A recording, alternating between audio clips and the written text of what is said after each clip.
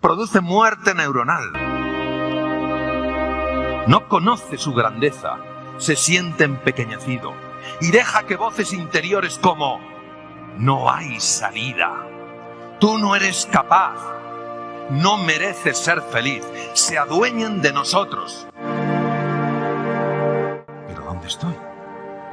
¡Ay, que me he perdido! Queridos amigos, ¿sabéis lo que nos pasa? Que nos acostumbramos a vivir en lo que se llama la zona de confort. En lugar de arrugarse, dice sí al desafío. Y a pesar del miedo, a pesar de la oscuridad, cree que hay algo hermoso, que hay diamantes ahí en algún lugar y que los va a encontrar. Porque lo que nosotros hagamos con nuestra vida puede convertirse en dos cosas.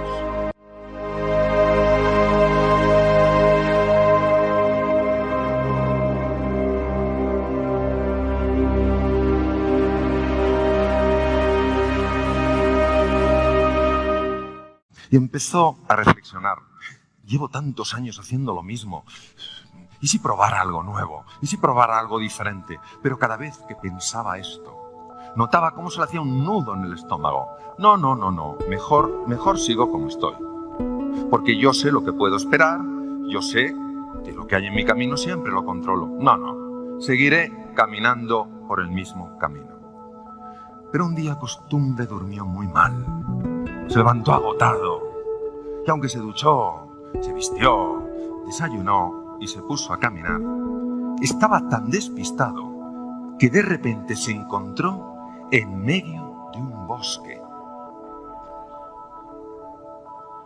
Dios mío, ¿lo que hago yo aquí?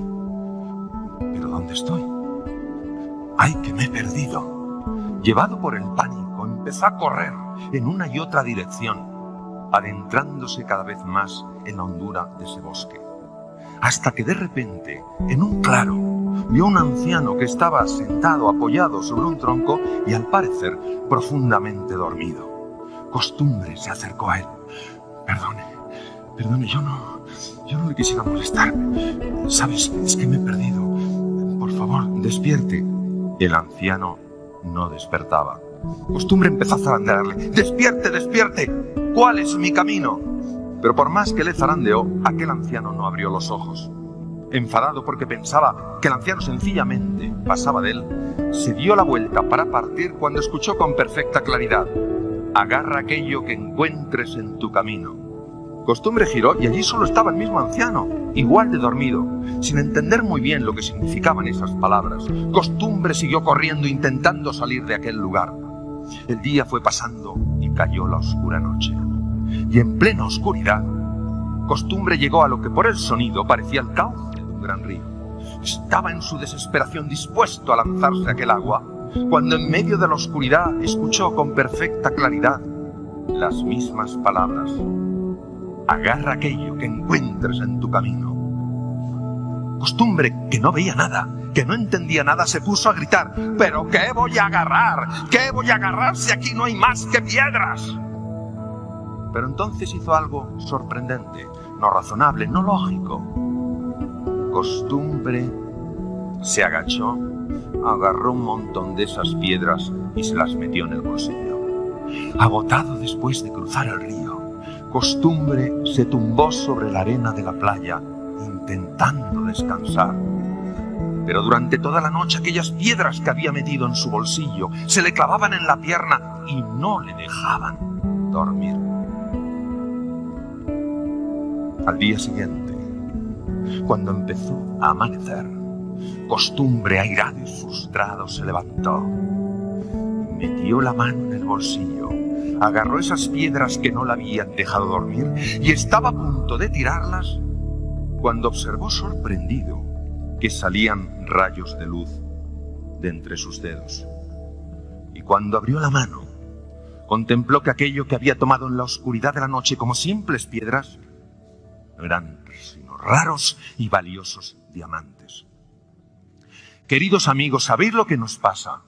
Que nos acostumbramos a vivir en lo que se llama la zona de confort, porque nos da una idea de seguridad, de que controlamos, de que eso es predecible, es nuestro status quo.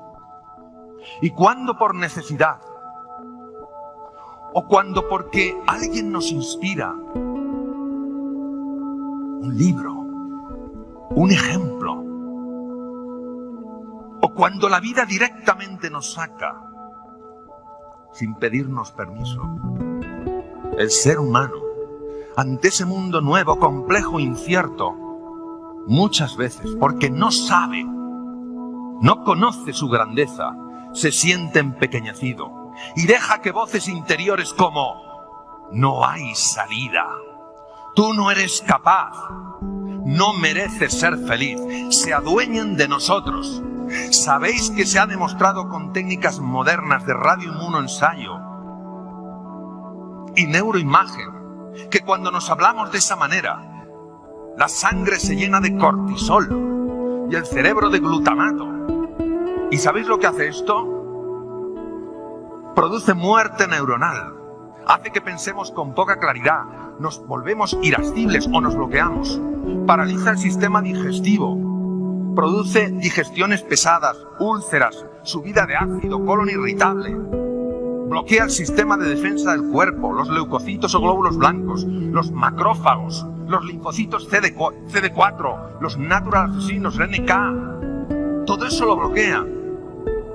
Sin embargo, cuando un ser humano ante la incertidumbre, ante la complejidad, en lugar de arrugarse, dice sí al desafío, y a pesar del miedo, a pesar de la oscuridad, cree que hay algo hermoso, que hay diamantes ahí en algún lugar y que los va a encontrar, está demostrado que empiezan a activarse genes rápidos en menos de 4 horas. Aparecen nuevas conexiones neuronales, las espinas dendríticas del profesor Cajal, que las descubrió hace tanto tiempo, empiezan a proliferar. Neuronas conectan como nosotros hemos conectado hoy con esas madejas tan preciosas. Comparten más información, nos volvemos seres más inteligentes. Además, células madre localizadas en las cavidades cerebrales, los ventrículos, empiezan a emigrar hacia los hipocampos, centros esenciales para controlar el miedo, centros que segregan dopamina, una hormona que te hace sentir confiado. Aprendes deprisa, fenómeno llamado neurogénesis. Hay un aumento en el riego sanguíneo de la parte anterior del cerebro, del área prefrontal. Piensas con más claridad, tomas mejores decisiones, eres más creativo porque ves más. Por eso es tan importante que salgamos de esa zona de confort, poquito a poco. ¿Cuál es el paso más pequeño que me atrevo a dar? Y entremos en la zona del coraje, en la zona del valor.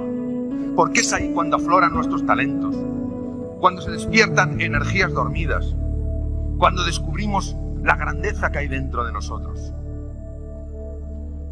Cuanto más complejo sea el entorno, cuanto más incierto sea el contexto, más importante es que creemos una visión ilusionante. A finales del siglo XIX, nació una niña en Tuscumbia, Alabama. A los 16 meses de edad se quedó ciega, muda y sorda por una meningoencefalitis. No obstante, con la ayuda de un ser extraordinario, Annie Sullivan, Helen Keller fue la primera mujer en la historia que se graduó con honores por Harvard.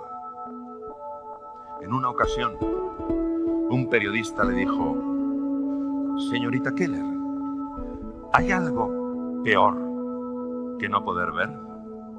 Y ella dijo: sí, es peor poder ver y no tener una visión. Porque cómo ves tu futuro determina cómo vives tu presente. Por eso, con todo el cariño, os quiero transmitir lo siguiente. Las ideas son claves, sobre todo cuando se convierten en ideales. El ideal de una vida, el aceptar los riesgos, porque es donde los seres humanos crecemos y evolucionamos. El decir sí a los desafíos y a pesar del dolor, a pesar de la confusión, a pesar de la frustración, tener siempre una imagen de grandeza, de plenitud. Porque lo que nosotros hagamos con nuestra vida puede convertirse en 2 cosas: un aviso o un ejemplo. Hacer de vuestra vida eso que ya sois, un ejemplo